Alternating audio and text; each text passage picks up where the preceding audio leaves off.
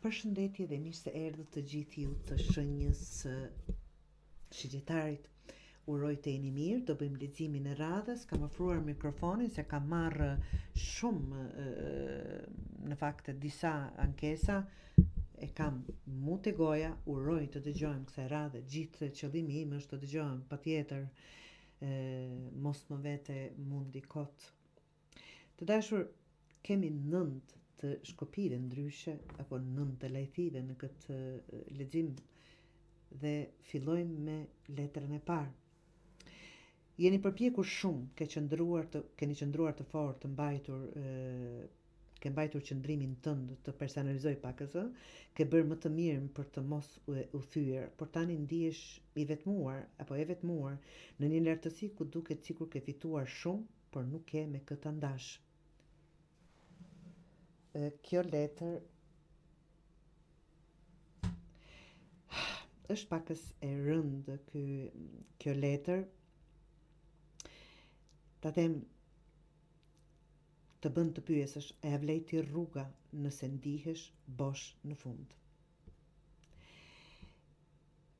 10 të lajthive prap e ke mbledhur gjithë barrën mbi vete.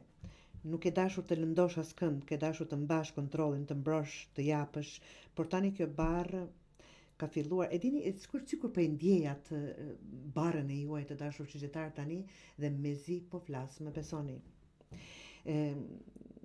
Ke dashur të mbash kontrollin, të mbrosh, të japësh, por tani kjo barrë ka filluar të shtyp, të rëndoj. Kjo letër të fton të ndalosh dhe të pyesësh veten, çfarë po mbaj që nuk është më e imja për të mbajtur. Dhe djalli. Këtu vjen ndalesa edhe më e thellë, të dashur shigjetar. Kjo letër flet për varësi, për kontroll, për lidhjet që mbajnë të lidhur emocionalisht, mendërisht apo shpirtërisht. Diçka ose dikush ka fuqi mbi ty, jo me forcë, po përmes frikës ose fajit. Kjo letër të pyet pa dorashka, çfarë të mban lidhur dhe a je gati të çlirosh veten. Dhe si letër e fundit dikush po të vëzhgon, ose ti po pret një moment të duhur për të vepruar.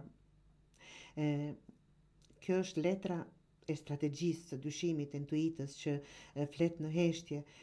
Nuk është koha për të treguar gjithçka, por është koha për të kuptuar se kush je dhe çfarë po bën vërtet në këtë situatë. Për ta përmbledhur leximin të dashur shigjetar, ti ke dhënë shumë, ke punuar shumë për të dukur i fortë apo e fortë, të aftë, të pavarur, por tani ndihesh sikur shumë i ngarkuar, ndoshta edhe të lidhur me një situatë që nuk të lë të marrësh frymë lirshëm. Kjo situatë mund të jetë një marrëdhënie, një zakon, një ndjenjë faji ose një ide për veten tënde që nuk është me të vërtetë. Tani është koha për të çliruar, por jo me zhurmë, me vetdije, me qetësi, duke parë të vërtetën në sy, pa justifikime.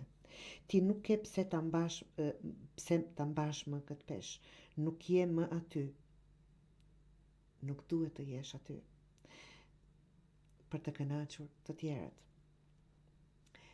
Bani mend të dashur shigjetar se ishte vërtet një lexim goxha i rënd, ta them kështu. Forca nuk është të mbash barrën pa u ankuar, është ta dish kur ta lëshosh. Nuk është egoizëm të zgjedhësh veten, është shërim, të dashur shigjetar.